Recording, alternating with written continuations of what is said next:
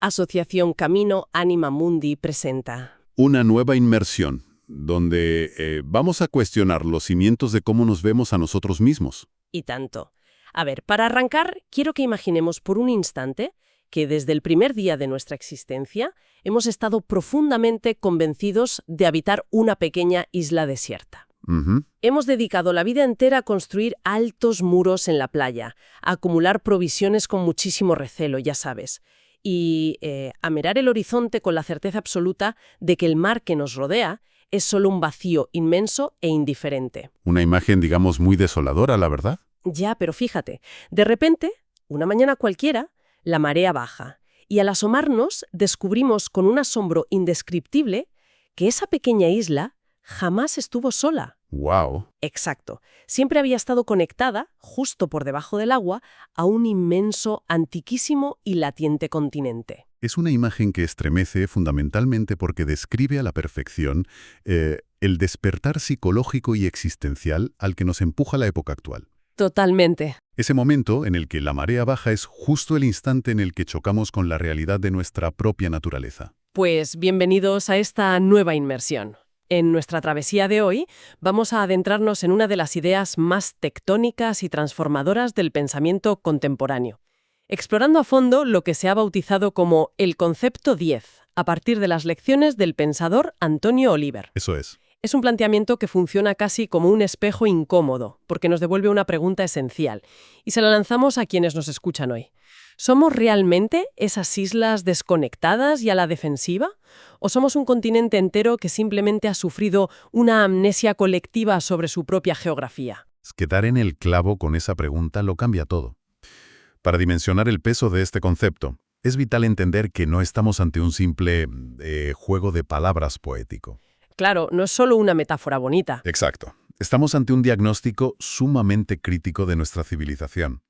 Este enfoque, desarrollado en las lecciones sobre humanismo contemporáneo, se apoya de manera muy lúcida en la noción del paradigma perdido. Ah, el término que popularizó Edgar Morin, ¿verdad? Ese mismo. La premisa fundamental de Morin es que la humanidad moderna ha extraviado el mapa de sí misma. O sea, hemos edificado nuestras instituciones, nuestras ciencias, nuestras relaciones, todo básicamente, sobre la base de un error antropológico colosal. Lo que Oliver llama el hombre insular. Exactamente, el hombre insular. Y, a ver, esa insularidad se define básicamente como la creencia absoluta en la separación. Es concebir a un ser humano que parece flotar en el vacío, creyéndose completamente autónomo, como si sus acciones, sus pensamientos y sus decisiones empezaran y terminaran estrictamente en los límites de su propia piel. Sí. Se asume que se puede aislar al ser humano para estudiarlo o para comprenderlo, como si pudieras arrancarlo de su historia, de su entorno y del cosmos sin consecuencias. Pero claro, al hacer esto, lo que nos queda entre las manos es un fantasma. Totalmente un fantasma. El ser humano no es simplemente por generación espontánea, digamos. Existe indisolublemente ligado a un tiempo, a un espacio y, sobre todo, a un paisaje. Vale, vamos a desgranar esto un poco porque quiero detenerme un segundo en esa palabra en concreto, paisaje. Ujú. Porque corremos el riesgo de pensar que se refiere únicamente a, no sé, abrir la ventana y contemplar unos árboles o una cordillera. Si un ser humano no es nadie sin su paisaje, ¿cómo definimos la magnitud exacta de ese entorno? A ver, el paisaje en este contexto ontológico es la inmensa red de relaciones que nos sostiene y nos otorga gravedad. Ya. Incluye el entorno físico, por supuesto, la atmósfera que respiramos, el suelo que pisamos, pero también abarca la herencia biológica, el idioma materno que moldea nuestro cerebro, el tejido cultural, la memoria de nuestros antepasados y la presencia ineludible de los demás seres. O sea, todo. Todo. Imaginar a un ser humano desprovisto de ese paisaje es como intentar sostener una ola ignorando la existencia del océano. Es una abstracción imposible. Wow. Me cuesta imaginar una forma más gráfica de ilustrar esta ilusión de la isla que simplemente observar un vagón de metro en hora punta hoy en día. Madre mía, el metro, el mejor ejemplo. Fíjate, decenas de personas compartiendo el mismo aire, el mismo movimiento, y sin embargo cada una está completamente encapsulada en la burbuja luminosa de una pantalla. Aislados en compañía. Eso es. Hemos llegado a un punto donde creemos ser los soberanos absolutos de una realidad que empieza y termina en nuestro perfil digital o en las cuatro paredes de nuestra casa. Es la insularidad llevada a su clímax tecnológico. Totalmente. Pero claro, la visión que exploramos hoy no nos deja atrapados en ese vagón. Nos ofrece una salida a través de una figura intermedia que, a mi juicio, es sumamente brillante. La metáfora de la península. Lo fascinante aquí es que la península la presenta el estado de transición perfecto hacia la cura de esta insularidad. Si lo analizamos bien, la isla es una fortaleza. El agua la rodea por todas partes, manteniéndola siempre a la defensiva. Claro, como diciendo, de aquí no pasa nadie. Exacto. En cambio, la península sigue adentrándose en el mar, conserva su geografía particular, su propio clima, pero no renuncia a su conexión. Mantiene un puente sólido, una lengua de tierra firme que la une al gran continente. Baja el puente levadizo. Eso es. El paso vital que se propone aquí es dejar de operar como islas y empezar a ser peninsulares.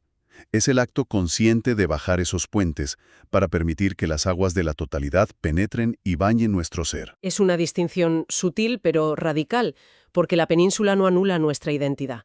O sea, no exige que nos disolvamos en una masa amorfa, perdiendo quiénes somos. Pero claro, si decidimos bajar esos puentes y permitimos esa apertura, la lógica nos obliga a preguntar ¿qué es exactamente lo que entra por ahí? ¿Hasta dónde llega nuestra conexión? Esa es la gran pregunta. Y aquí es donde se pone realmente interesante, pero también quiero plantear una fricción. Porque al revisar las fuentes encontramos afirmaciones que pueden resultar chocantes para la mente pragmática moderna. Segurísimo. Generan rechazo a veces. Ya, porque se dice, literalmente, que somos contemporáneos de las estrellas y hermanos de toda la creación. Y si tuviéramos que traducir esto a la física de nuestro salón de estar, ¿cómo se sostiene? ¿No corremos el riesgo de que todo esto suene a, no sé, poesía reconfortante en lugar de a un hecho comprobable? A ver, es una resistencia completamente natural. La mente analítica moderna está entrenada para compartimentar las cosas.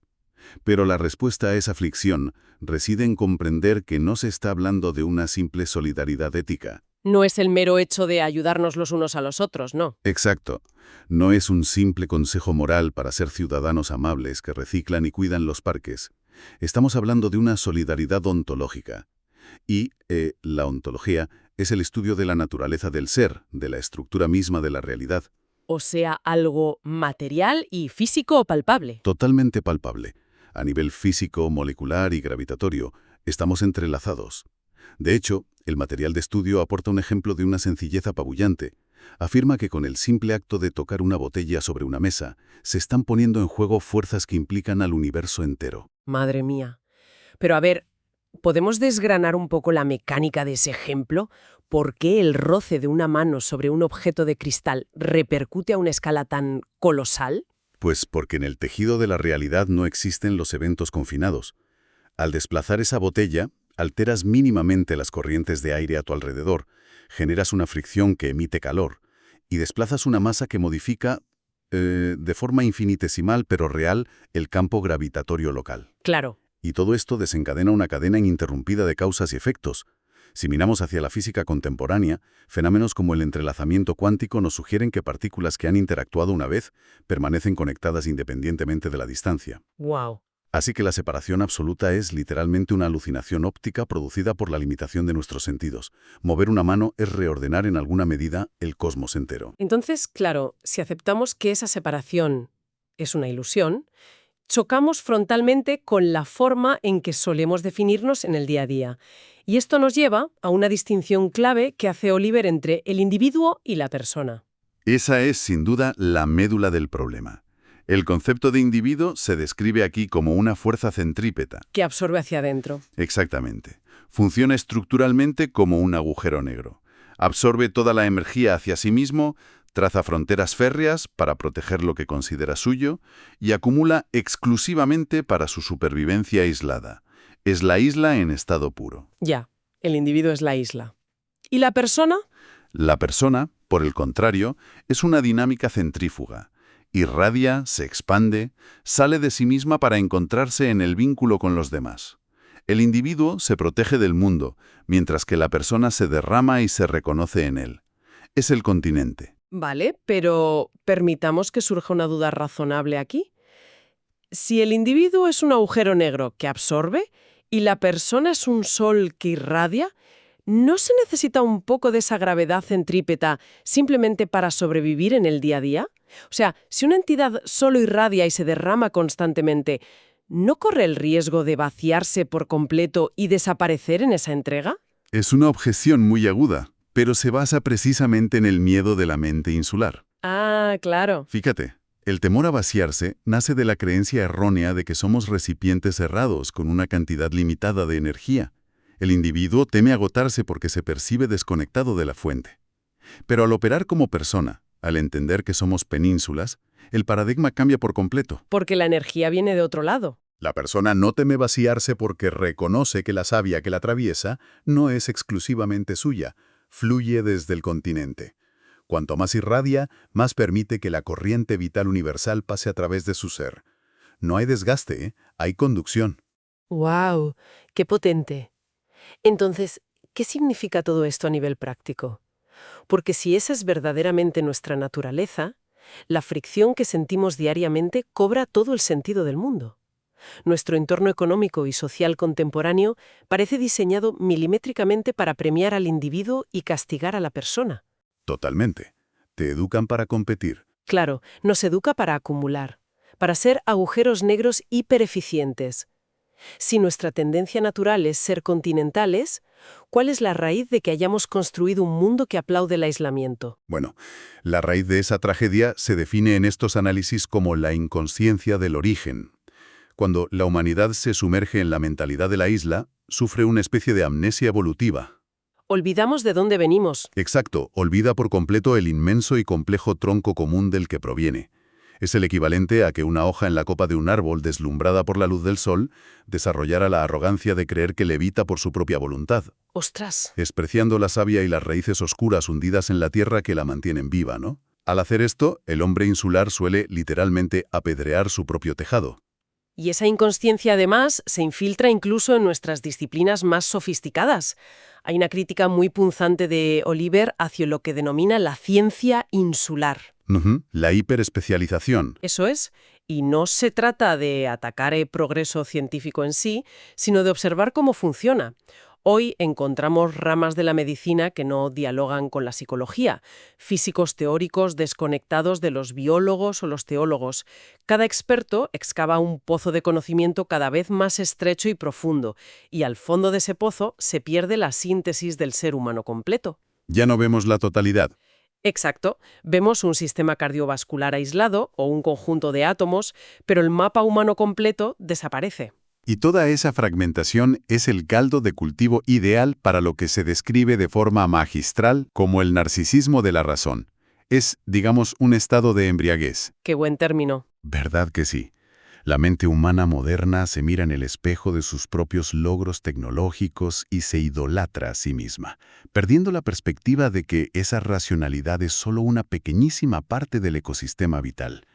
De este narcisismo brota un antropocentrismo excluyente. Que es la falsa creencia de que somos los dueños de todo esto, ¿no? Exactamente, la peligrosa alucinación de creer que el ser humano es el dueño caprichoso de la Tierra. La diferencia conceptual aquí es tajante. El hombre no es el dueño de la Tierra, sino que es, en su dimensión más profunda, su responsable. Y ese salto de dueño a responsable modifica toda la geometría de nuestra relación con el entorno. Y fíjate, las fuentes ilustran este punto con unas imágenes ecológicas cotidianas y de una crudeza que no deja escapatoria. Se utiliza la frase popular de que nadie puede escupir al cielo sin que le caiga en la cara. Es que es tal cual. Pero luego se eleva la apuesta con una metáfora aún más cruda. Dice que el hombre actual está serrando frenéticamente la rama sobre la que está sentado, al destruir la naturaleza. Y el giro macabro de esa metáfora es ignorar la terrible verdad de que nosotros mismos somos la rama. Ostras, claro. No estamos en la naturaleza como un huésped que alquila una habitación de hotel. Somos la naturaleza expresándose. Exacto. Por eso, en el marco del concepto 10, acciones cotidianas que hoy consideramos, simples faltas de civismo, como ensuciar el aire o maltratar a un animal, adquieren una gravedad inmensa.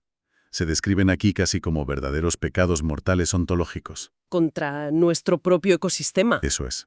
Son atentados contra nuestra propia carne continental. La destrucción de la naturaleza es, literal y mecánicamente, una automutilación. Entonces, si conectamos esto con el panorama general y llegados a este punto de advertencia ecológica y científica tan severa, la pregunta es, ¿hacia dónde miramos?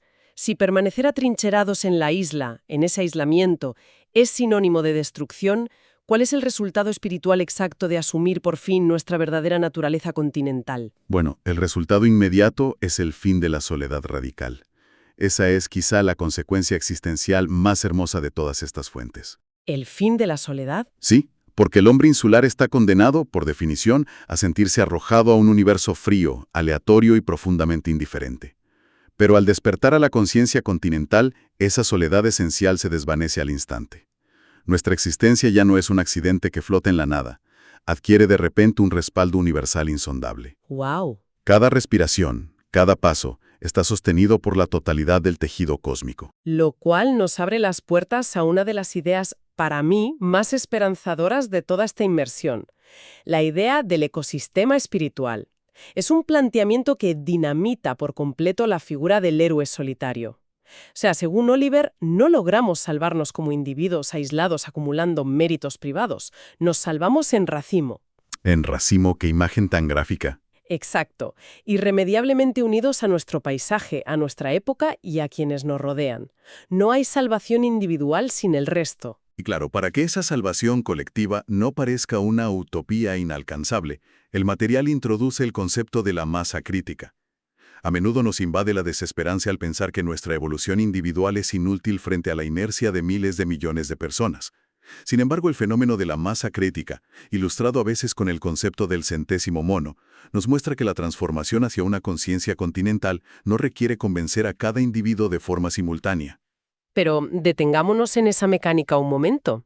Para quienes no estén familiarizados con este concepto del centésimo mono, ¿cómo es posible que un salto evolutivo o un cambio de conciencia se propague sin necesidad de que todos y cada uno cambien voluntariamente uno por uno? De un grupo suficiente de individuos, esa masa crítica, adopta un nuevo nivel de conciencia o empieza a vibrar en esa unidad, se alcanza un umbral en el campo colectivo.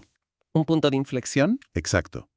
Una vez cruzado ese umbral, la nueva comprensión salta al resto de la especie de forma casi intuitiva e instantánea, superando barreras de tiempo y espacio. Solo se necesita que un número crítico de penínsulas comiencen a vibrar genuinamente en la sintonía del continente, para que toda la red empiece a cambiar. O sea, saber que no tenemos que arrastrar el peso del mundo entero sobre nuestros hombros, sino simplemente encender nuestra propia antena para contribuir a esa resonancia. Me parece profundamente liberador. Desde luego. Pero antes de concluir, hay una última formulación práctica en los textos de Oliver que parece resumir todo esto con una delicadeza abrumadora, y me encantaría que la explicaras. El ejemplo de la flor. Ah, sí. La vivencia cotidiana de la flor. Se afirma que, abro comillas, un buen deseo en un lugar de la tierra hace florecer una flor en otro, y que un mal deseo o pensamiento destructivo es capaz de marchitarla. De nuevo, empujo la lógica aquí. ¿Debemos entender esto como una simple metáfora del efecto mariposa, donde mis acciones indirectamente cambian el mundo? ¿O se está postulando que la pura intención humana altera materialmente el tejido de la realidad a miles de kilómetros? Pues, aunque cueste creerlo, la propuesta se adentra de lleno en lo segundo. Otorga un peso ontológico y real a la intimidad humana. No es solo que tus acciones visibles tengan consecuencias materiales, es que el pensamiento, la intención genuina y el deseo puro son movimientos tangibles en la red del ser. Esto plantea una pregunta importante y cambia por completo las reglas del juego. ¿Significa que nada de lo que ocurre en el silencio interior de un ser humano es irrelevante para el resto del cosmos? Redefine absolutamente la noción de la vida interior. Fíjate, la religión o la espiritualidad dejan de ser un mero asunto personal o búnkeres privados donde buscamos la tranquilidad mientras el mundo arde ahí fuera. Se convierten en la respuesta al sentido total de las cosas. Actos de responsabilidad cósmica. Totalmente. Cada chispa de compasión verdadera o cada impulso de ira sorda impactan y modulan la vibración del universo entero. Somos los responsables directos de afinar el gran instrumento de la creación, por así decirlo.